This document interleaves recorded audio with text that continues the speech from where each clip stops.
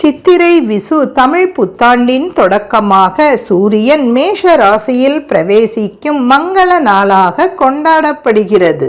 இந்நாளில் விஷுக்கனி தரிசனம், புதிய ஆடை அணிதல், பெரியோர்களின் ஆசீர்வாதம் சிறப்பு. இந்த விழா ஆண்டு முழுவதும் செழிப்பும் மகிழ்ச்சியும் நிலைத்திருக்க வேண்டிய வழிபாடுகளை உள்ளடக்கியது.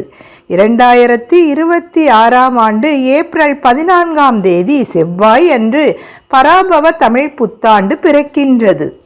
விஷுக்கனி தரிசனமாக முந்தைய நாள் இரவு தங்கம், வெள்ளி நாணயங்கள், பழங்கள், காய்கறிகள், கண்ணாடி மற்றும் மலர்களை பூஜை அறையில் வைத்து சித்திரை அதிகாலையில் எழுந்து இவற்றை முதல் பார்வையாக காண்பது செல்வம் பெருக வழிவகுக்கும் என்பது நம்பிக்கை. வீட்டின் பெரியவர்கள் குழந்தைகளுக்கு பணம் கொடுத்து ஆசீர்வதிக்கும் நிகழ்வு கைநீட்டம் எனப்படுகிறது. இது அன்பையும் செழிப்பையும் பகிர்கிறது.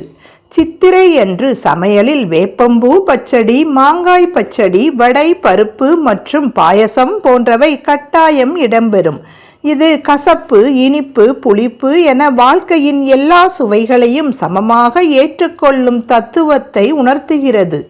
சித்திரை முதல் நாளில் பலவகை மூலிகைகள், இலைகள், மஞ்சள், பால் கொண்டு தயாரிக்கப்பட்ட மருந்து நீர் தேய்த்து நீராடுவது உடலுக்கும் மனதிற்கும் புத்துணர்ச்சி அளிப்பதாகவும் கருதப்படுகிறது.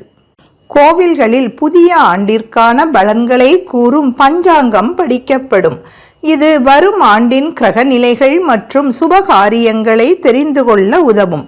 தமிழ் புத்தாண்டு தினத்தில் கோவில்களுக்கு சென்று வழிபடுவதால் கஷ்டங்கள் நீங்கி ஐஸ்வர்யம் பெருகும். இந்த நாள் புதிய தொடக்கத்தின் அடையாளமாகவும் விவசாயிகள் அறுவடை காலத்தின் மகிழ்ச்சியை வெளிப்படுத்தும் பண்டிகையாகவும் கொண்டாடப்படுகிறது. சித்திரை மாதம் திருதியை அன்று மகாவிஷ்ணு மச்ச அவதாரம் எடுத்தார். சித்திரை மாத சுக்லபட்ச பஞ்சமி தினத்தில் லட்சுமி தேவி வைகுண்டத்தில் இருந்து பூமிக்கு விஜயம் செய்ததாக புராணங்கள் தெரிவிக்கின்றன. எனவே அன்றைய தினம் லட்சுமி பூஜை செய்தால் செல்வச் செழிப்பு ஏற்படும். சித்திரை மாதம் பௌர்ணமி தினத்தில்தான் சித்திரகுப்தர் தோன்றினார்.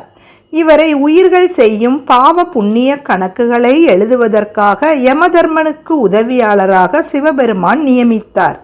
சித்திரை மாத பௌர்ணமியில்தான் கள்ளழகர் வைகை ஆற்றில் இறங்கும் விழா வெகு விமரிசையாக நடைபெறுகிறது. இவ்வளவு சிறப்புக்குரிய சித்திரை மாதத்தில் விஷுக்கனி தரிசனம் செய்து கோவில்களுக்கு சென்று இறைவனை வழிபட்டு நம் வாழ்வில் உயர்வடையலாம்.